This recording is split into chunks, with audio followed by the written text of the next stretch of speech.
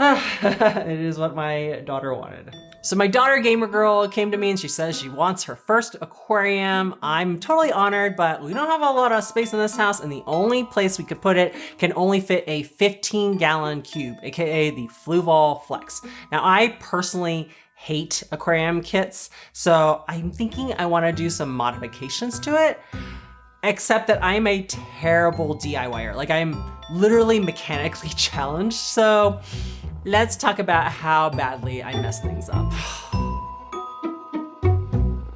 Hi, I'm Irene from girltalksfish, and first of all, I just want to say I'm the type of girl who likes to only buy Aquarium aquariums from the Petco $1 per gallon sale. So imagine my horror when I found out how much cube-shaped aquariums are. Like, I have no idea why this is so, but basically the only 15-gallon cube I could find locally was the Fluval Flex 15, and it comes at the low price of $180. So if I mess this tank up, gamer girl's not getting an aquarium for a long while. Let's just put it that way.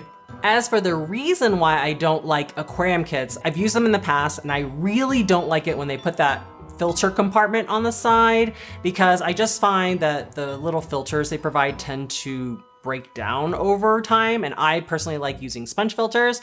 And then plus, that filter compartment is totally taking up space in the main tank. So my 15-gallon tank is essentially a 12-gallon. Yeah, that compartment has to go. The good news is it's actually really easy to cut through the silicone that attaches those, I think it's acrylic walls to the glass. I just use some extra strong upholstery thread. It's just type of sewing thread, and I wound it around my fingers like floss and then just slid through it, and I was able to cut through them pretty successfully. There will be leftover silicone on the glass, but I was able to kind of slice it off using a razor blade. However, bad news is that last remaining residue just would not come off no matter what I did. And because I got the black version of the kit, they use black silicone. So it's not like you can't see it. It's like completely obvious and very annoying. Like, maybe I should have gotten the white version of the kit so they would have used clear silicone, but at this point I avoided the warranty. So all we can do is keep moving forward.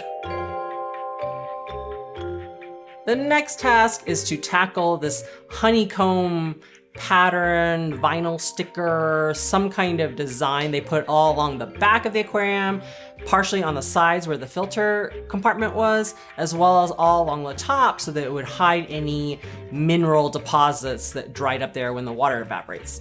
Yeah, I don't want anything blocking my view on an aquarium. Like, it should look like I'm staring into a slice of nature, and then having something blocking that view kind of destroys the illusion.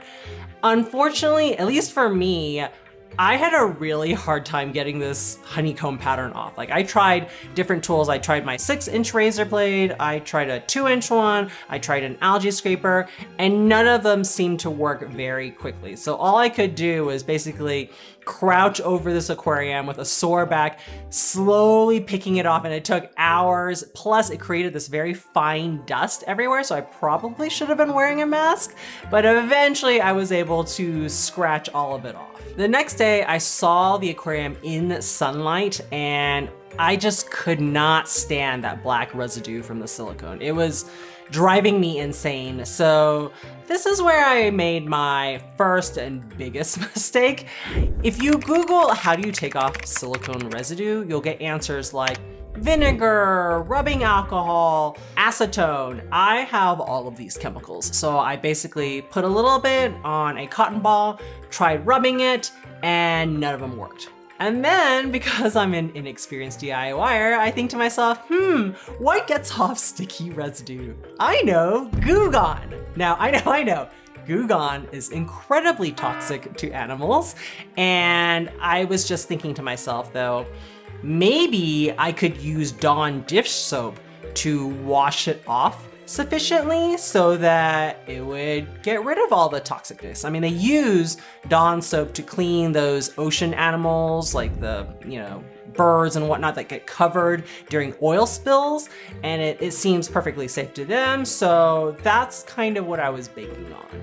So I put a little Goo Gone on the cotton ball, I swipe it once on the residue line and it doesn't do anything. But then once I take the razor blade in combination with the Goo Gone, it finally comes off and I'm able to remove all the traces of it. And then after that, I washed it really, really well with Dawn dish soap. I rinsed it out once and then I just installed everything.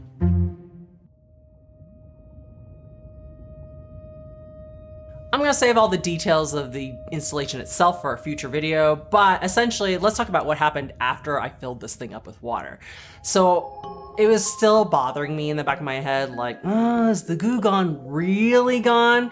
Obviously, nothing is showing up when I use water test strips on it because it's just not that kind of toxin that would be detected by it.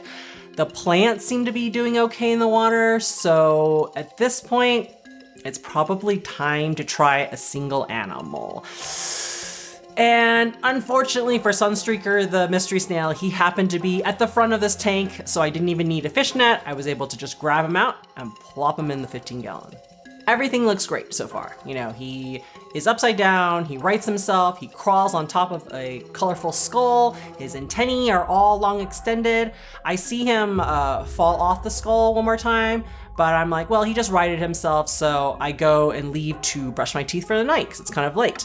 But 30 to 45 minutes later, I was like, you know what? I should check on him again. And he is still upside down. And I'm like, oh my God. So I freak out, I panic, I completely scoop him out of the tank and I put him back in the 20-gallon and I'm like, what have I done? That whole night, I just feel insanely guilty. And I'm literally praying to God, pleading for this snail's life. But I'm also thinking to myself, I have just poisoned my entire aquarium full of substrate and decor and plants, and how am I gonna clean up this mess? The next morning, Sunstreaker is alive. Praise the Lord.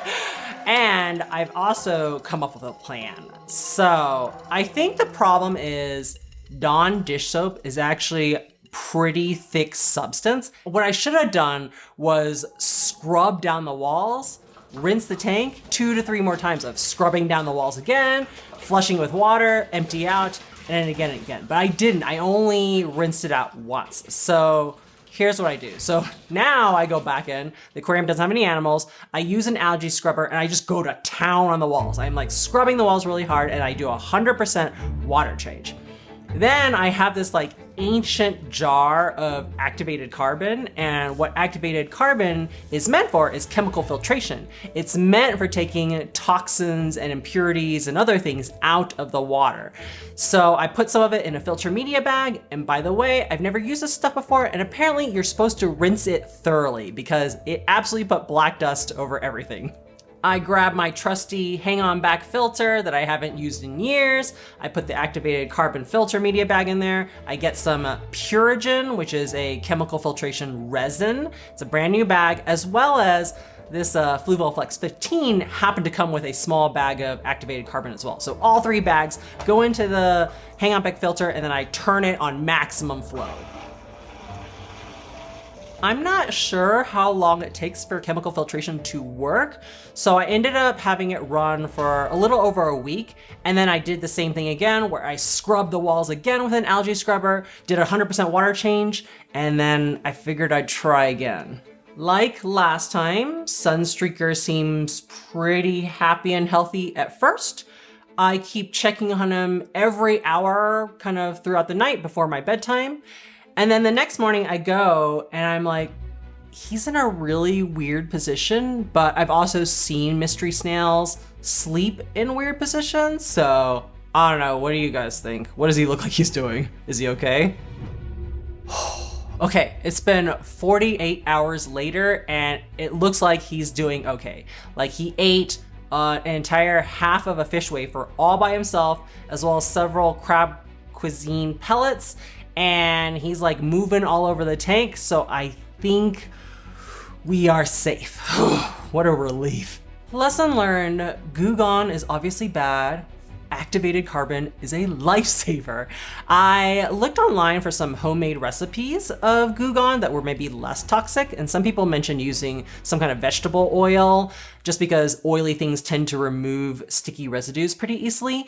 Mr. Gamer, my husband, mentioned he actually hasn't used Goo Gone in forever. He actually uses lighter fluid. So I don't know what you think. I mean, it was a glass at aquarium. Would you guys try it?